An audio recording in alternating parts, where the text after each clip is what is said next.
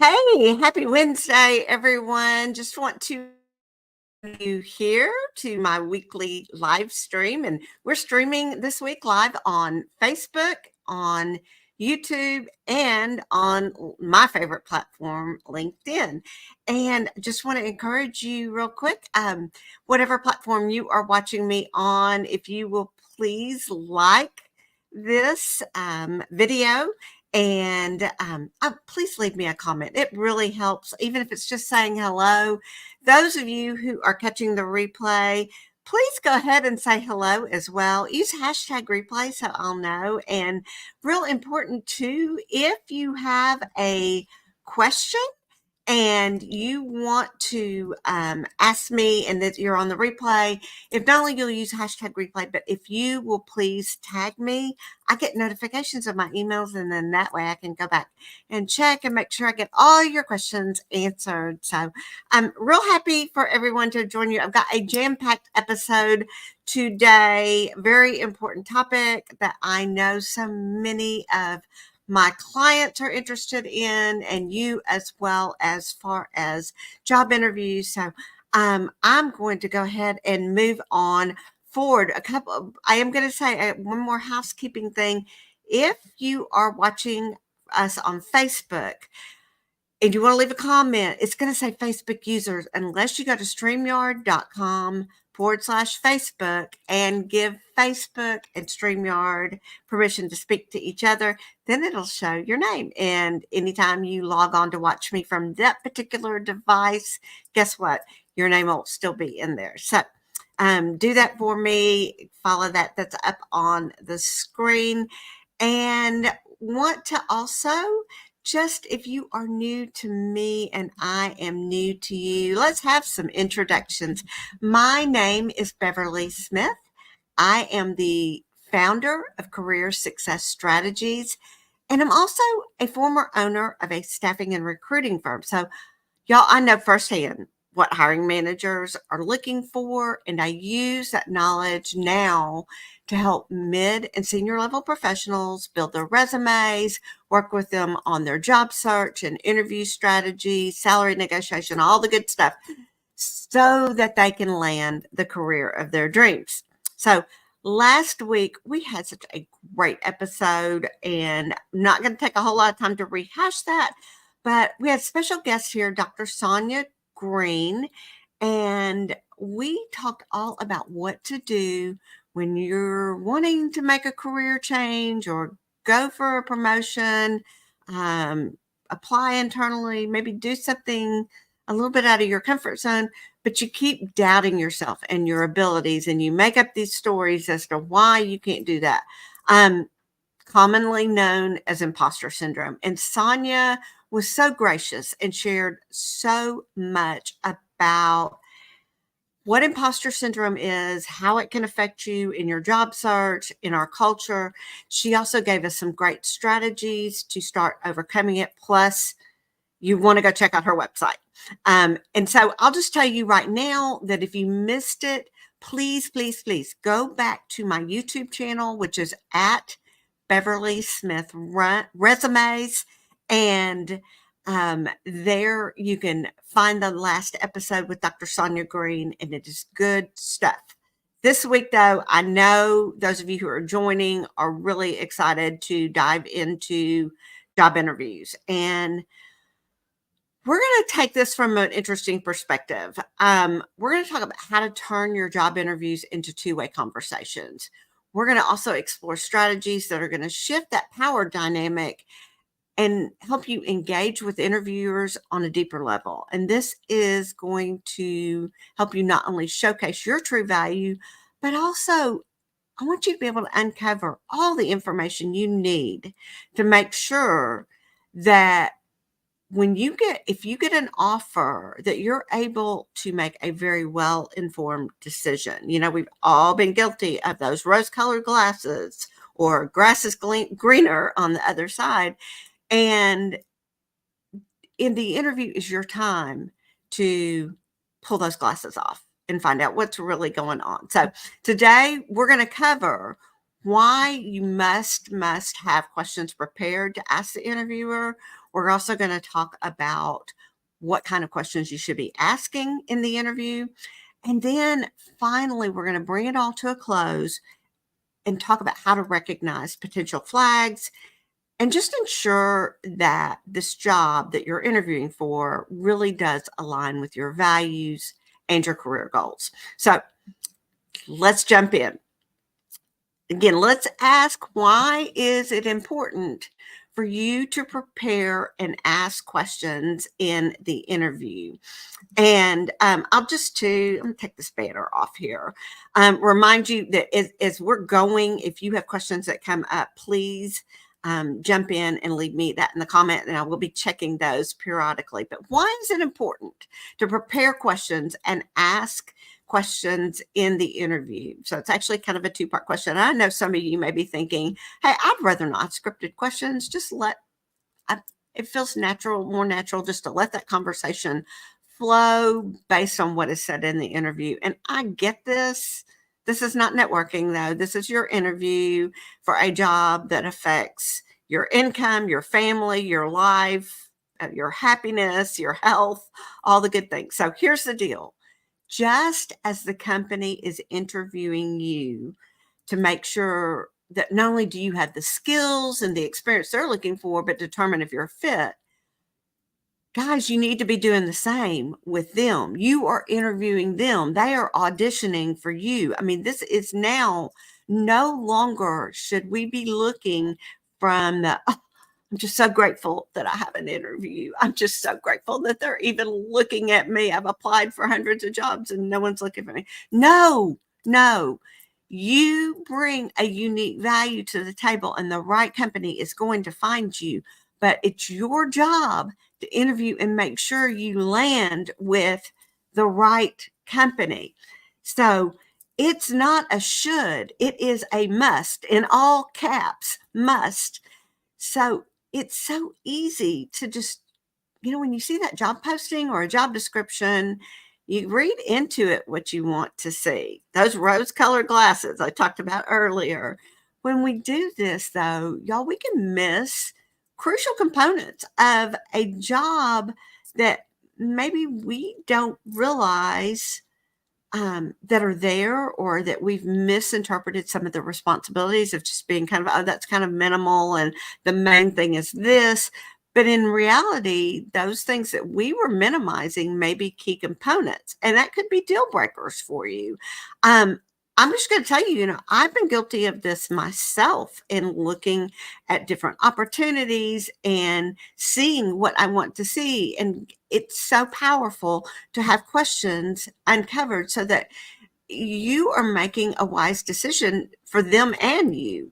So this is really your opportunity to put on your detective hat, get your little Sherlock Holmes magnifying glass out, and really fully scrutinize the company so that you have the information that you need in order to make the best decision for you, for your family, and for your career. So if you leave these questions to chance and you don't take some time preparing it, you may regret later passing up on an opportunity, not just to ask this question, because we know that you can jump on your email and just shoot over an email with some of your questions. But when you ask it in the interview, you actually have an opportunity to have a more meaningful dialogue where not only do you learn more details of the company and the job, but you also could have an opportunity to further showcase your talents and your abilities and how they can meet the needs of that particular company. So don't negate how powerful of an opportunity this is. Uh, Additionally, here's the deal. Employers are going to expect for you to actually have questions for them, and not having them could really be a flag to them. And it could signal maybe you're really not as serious about them. Maybe that you're just taking this as, well, in case my other options don't work out, I could always take this job. That's going to come across in the interview. And so you want to, if there is a remote chance that you are interested and you will take this position, if you're offered, you want to prepare and prepare well for it and have questions to ask and not send out a signal that you're not really interested. And speaking of preparation, you should you really should put time and effort into preparing for your interview. Not just 30 minutes or a quick overview of their website and their LinkedIn page, but y'all, I'm talking about seriously invest some quality time learning more or as much as possible as you can about the company. And we'll get into this a little bit more as we go on, but this is going to help you to craft better questions, which leads me to our next item, which is what questions should you be asking in the interview? So, and let me just check real quick to see if there's any comments or questions so far. I'm not seeing anything, so I'm just going to continue on with the next portion here. So, what questions should you be asking in the interview? As you spend this quality time researching the company and preparing for your interview, you're going to I want you to get curious and start jotting down your thoughts. You can use this as the foundation for your own set of questions. So just make sure with your research, you've got either a document open on your computer, or you've got notes app on your phone, or you've got a notebook and pen handy, and start writing down the things as they come up for you. Just any questions, and don't scrutinize it, just go for it. Again, we'll talk a little bit more about that, but here's some ideas of questions that you might want to consider asking. This will get you started. And again, this is going to be available on a replay. So if you did not bring a pen and paper to this video, you can always catch this on the replay. But I'm going to give you several questions that you may want to consider asking. So you want to be sure that you're really clear on the company's expectations and how they're going to evaluate your performance. So a question you might ask is, what does success look like in this role, and how is it measured? The answer to this question eliminates assumption. So again, what does success look like in this role, and how is it measured? Remember those rose-colored glasses again. Take them off. You might even uncover that their approach or their definition of success doesn't align with yours or your values. And you want to uncover these things. So, next question that you want to uncover is exactly what it is you're stepping into. So they've probably asked you a lot of questions about your experience and your background, and you've probably told them different challenges that you've faced, but you want to know, what is it you're going to face here? And so some of the things, or a question that you could ask is, what are the biggest challenges facing the team or the department or the company currently? Or what are some challenges in the industry as a whole? So this question demonstrates your interest in problem solving and taking on new challenges, but it could potentially spark an interesting conversation about potential solutions, what has been tried in the past with the company that didn't work, ideas that they're currently considering, as well as maybe how they're looking for you or the person they hire to fit and deal with this dynamic. So their answer could also provide you with an opportunity, just like we talked about before, to showcase your previous experience and how you successfully troubleshooted Is that a word? Troubleshooted? How you troubleshot. How you troubleshot challenges. Sometimes I get, this is live. Sometimes I get a little tongue tied here, but this is a great way to show them your troubleshooting abilities and your skills. You also want to learn how they're going to manage you or how they expect you to manage your team. So, another good question to ask is, can you describe the leadership style within the organization? This is going to give you an insight as to how you will be supported in this role. And it gives you another opportunity to determine, again, if your values and their values are in alignment.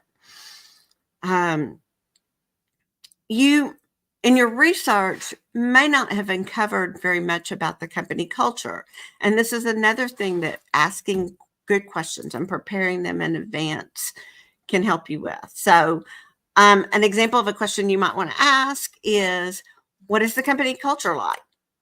And how does it support employee success and employee well-being? So this is going to help you determine if you're really going to thrive in this company or if it's going to be one of those barely survival type environments and you need to run and go the other direction.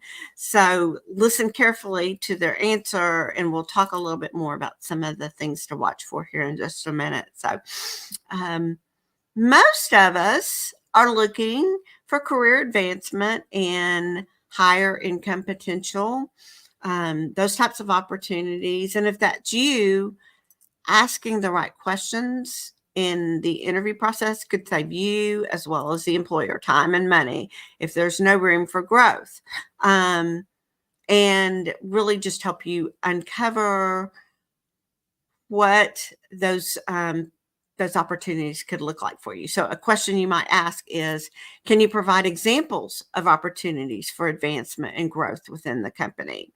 So knowing the potential career path within the organization can be motivating and help you assess if this role really does align with your long-term goals.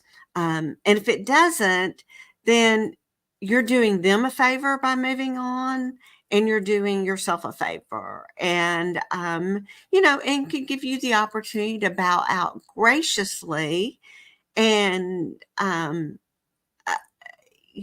not, it would be a shame for you to take a role and then find out 6 months to a year later that this is as good as it's going to get. And I can't expect anything else but where I'm at. So that is going to be an important question. So other questions that you may want to consider, and I'll just kind of fire off a few here, is you want to find out why the position's open, and how long has it been open? What's their timeline for filling this position? So if you're really interested, that's a real important question. The answers to why is this position open is going to give you clues as well. I mean, maybe it's a newly created position. Maybe the last person left the company for a better opportunity and it's been open for 6 months. And you may want to ask, why has it been open for so long? And this might give you this, and what's your timeline for filling this position? And also this question, what are our next steps? What does the process look like from here out? Those could maybe shed some light, because there are some employers out there that have trouble making decisions. I'm just going to say it. I've seen it. I've worked with them, y'all. It's really frustrating. And they will get someone that is just almost perfect, that checks every box but maybe one. And it's just not quite there. And so they want to keep looking and want to keep looking. And they're just sure that this imaginary candidate is out there rather than taking the most qualified person for the role. And it's not good business. in my opinion. Um, Time is money, and the longer this position sits open, the more they spend on recruiting, the more they spend without this role being filled costs the business money. So, good questions to ask. And again, if you didn't catch those, you can go jump back on the replay and get those. But honestly, here's the deal. I recommend that you sit down either um, at your computer or have a pen and a journal handy and just brainstorm questions. We talked about this a little bit earlier in your preparation and research, but I just want you just to start writing. Just let it flow. Don't scrutinize any of them and stop and go, oh, that's a stupid question, or I really shouldn't ask that, or maybe I need to reword it. Just write it. Whatever pops in your head, put it on that piece of paper and just write.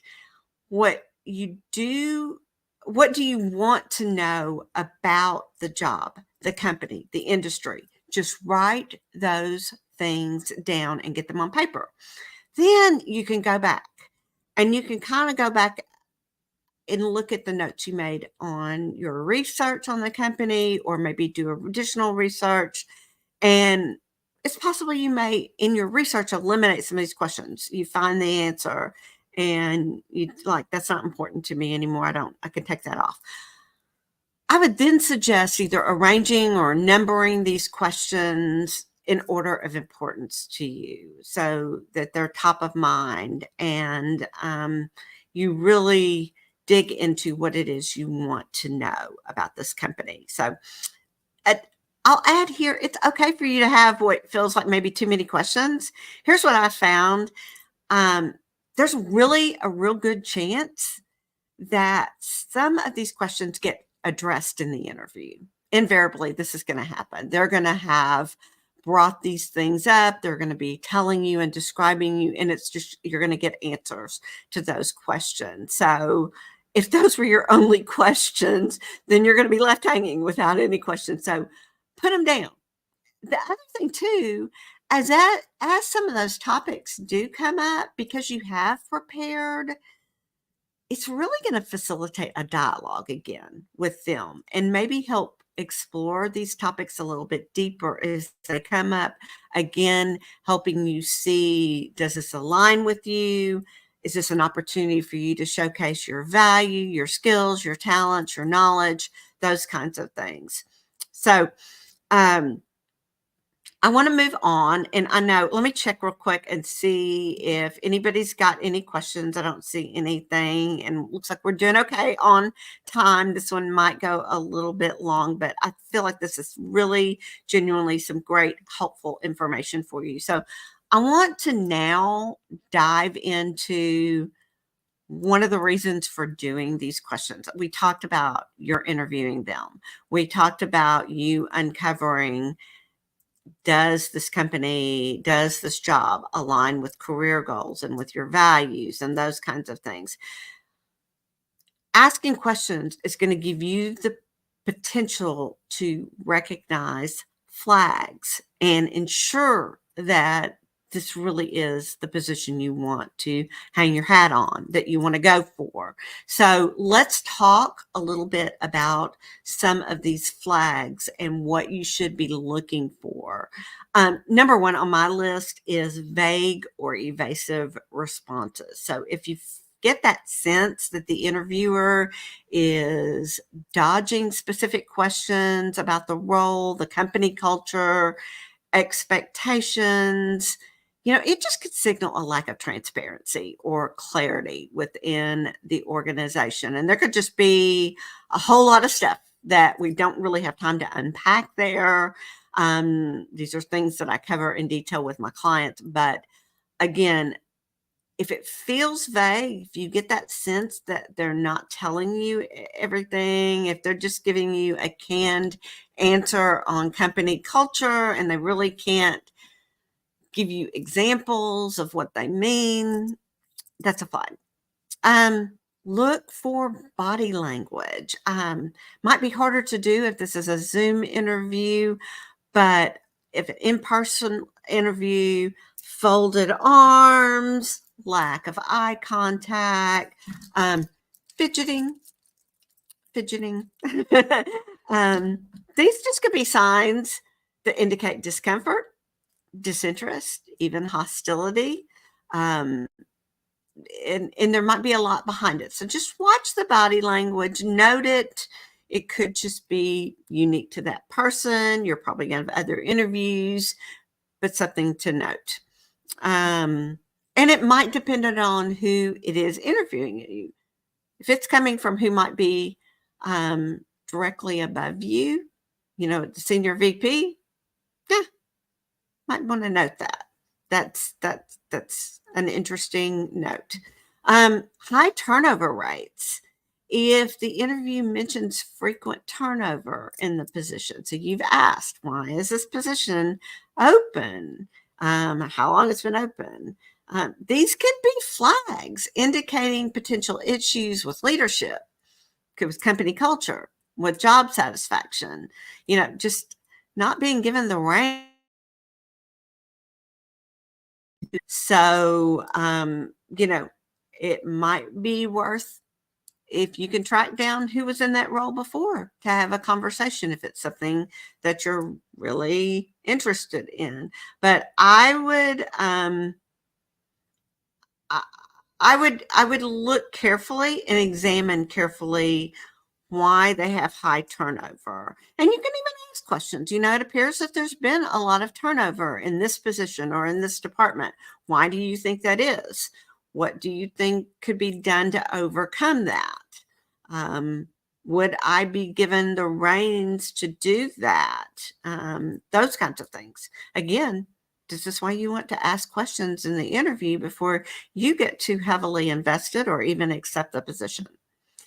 All right, another flag that I want to talk about is unrealistic expectations. So be aware of job descriptions or interview discussions that just seem overly ambitious or unrealistic, maybe in terms of workload, responsibilities, or expected outcomes.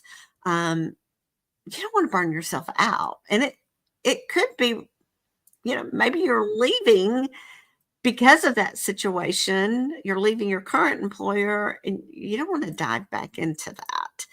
So pay attention to those things and make sure that their expectations are truly realistic. And again, don't be afraid to ask further questions and unpack some of the things that they're asking about. Okay. Another flag, and this is even before you get to the interview, watch for poor communication or organization. During the interview process, if it feels disorganized, if they cancel on you and reschedule multiple times, if there's delays in communication, we will follow up with you in 3 days and you don't hear from them, and you're having to do the follow up. If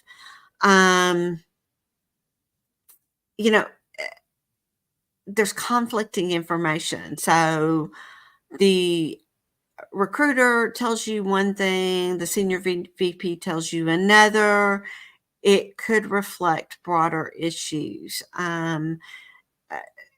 within the company, within their operations or their management styles. So just beware of that. Note that, and trust your instincts on those.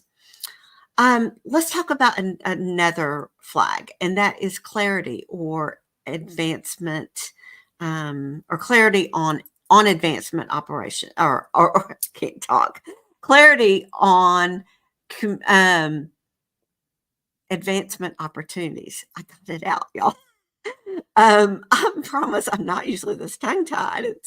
I don't know why I'm tongue-tied today, but if the interviewer is really unable to give you real clear information about the potential of career advancement or growth opportunities within the organization, it could indicate limited prospects for professional development and continued growth. And again, we talked about that. They may come right out and say, no, this is, a small business. This is as top as you're going. Everything else falls under the owners, whatever. I mean, and they may be really clear on that. And that's great. That's clarity. That lets you know, that gives you what you need to know to make the decision. And it could be that they're willing to pay you enough to make it worth your while, that, hey, I'm good to sit here and do this. For 10 years and I'm happy as a clam. But if they hem haw and kind of act like we've got this and we've got this over here, but they don't really say what this and what that is, that could be a flag. Let's also talk about another flag, which would be negative Glassdoor reviews or just their reputation in general, which is going to, again, go back to research on your part and really maybe not as much something in the interview, but I really just wanted to throw that out as part of your research and preparation. Don't base your decision to interview or not to interview solely on a Glassdoor review. There are always disgruntled employees that whatever are not going to be happy. And keep in mind too, people tend to talk about negative and they don't always talk about positive. So just know that that's a flag. All right.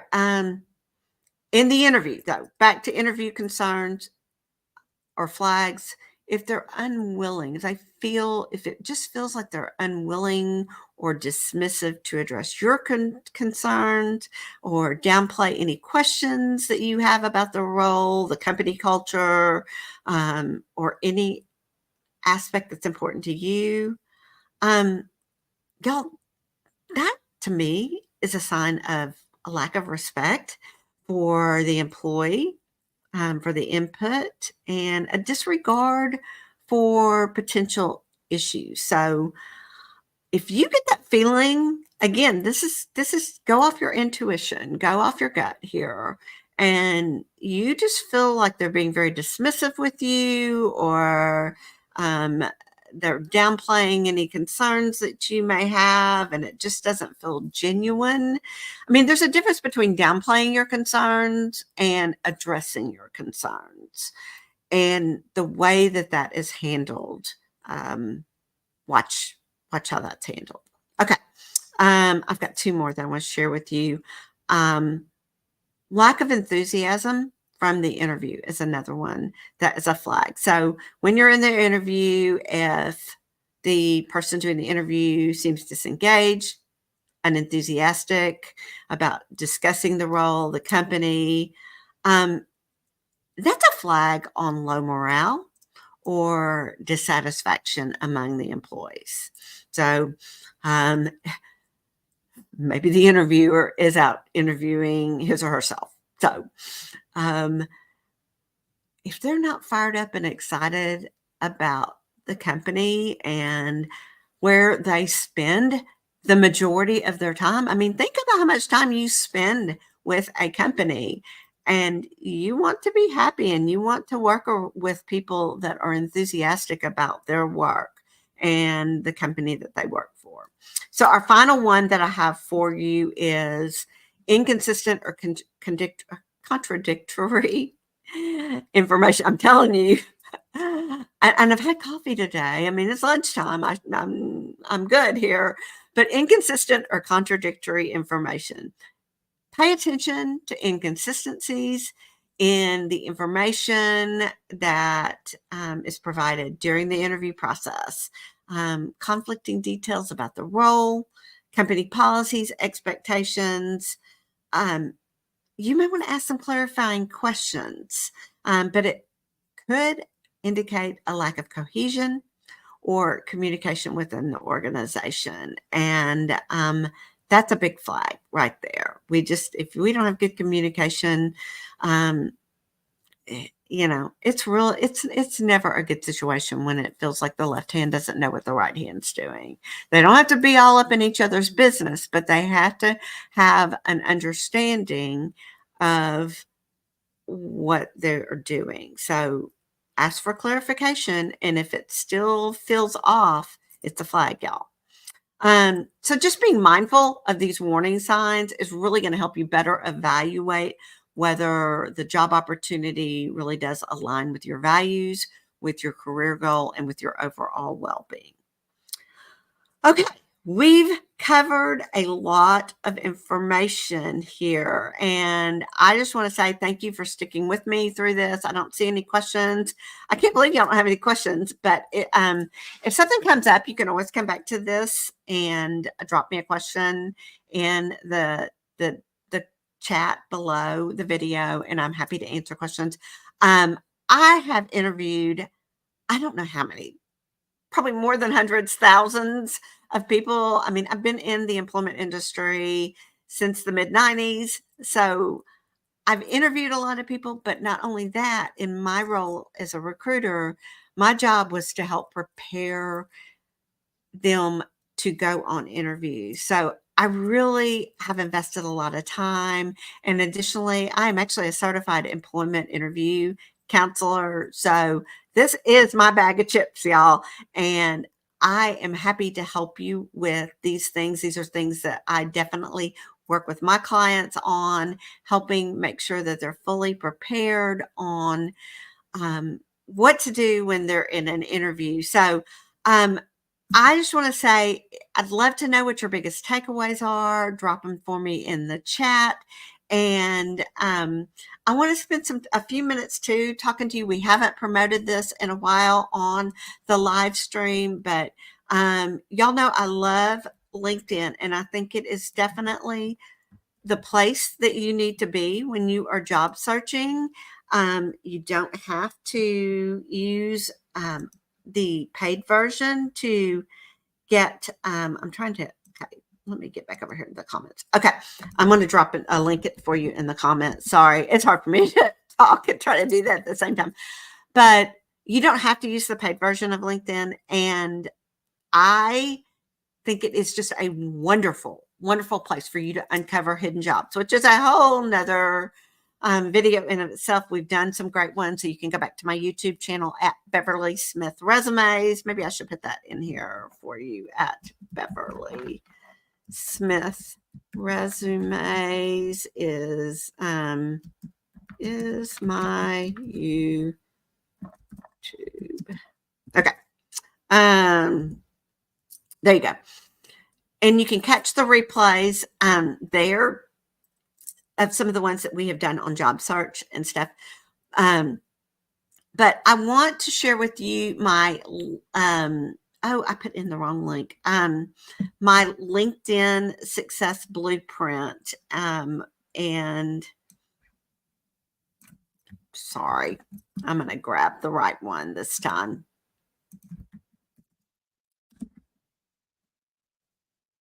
Okay. I need, maybe I need a nap. I don't know. No, I don't feel like I need a nap. Okay. I have a checklist, and it's called Your LinkedIn Success Blueprint. And it's a checklist that's going to walk you through the exact steps you need to take with your LinkedIn. So make sure you go and download that, and it will be sent to your email. And I have a series of support emails that go along with that. So grab that and take advantage of that. It also links to some of the other videos that I've done that help you understand LinkedIn.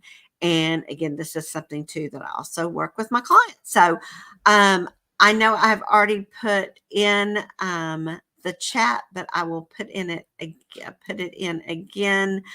I do work with mid and senior level professionals. And if you are ready to invest in a professionally written resume, if you want help with LinkedIn, if you want help with interview strategy, job search strategy, salary negotiations, I am your girl. I am happy to help you. Again, if you're a mid and senior level professional, I offer a free complimentary, free and complimentary consultation where we are going to talk more about the process, the resume process, how my team and I work together to make you stand out with your resume, and things that you need to be aware of with the job search process. So make sure if you are ready to make a move that you jump on that. And I will also drop you a little secret. I am about I have my rates. If you jump in and them in now, you're going to get the best deal I have to offer, because come May 1st, our rates are going to increase. So make sure you jump in and get those now. So, all right, guys, it's been a great session. Thank you. Thank you so much for joining me. And I will see you next week on my next video.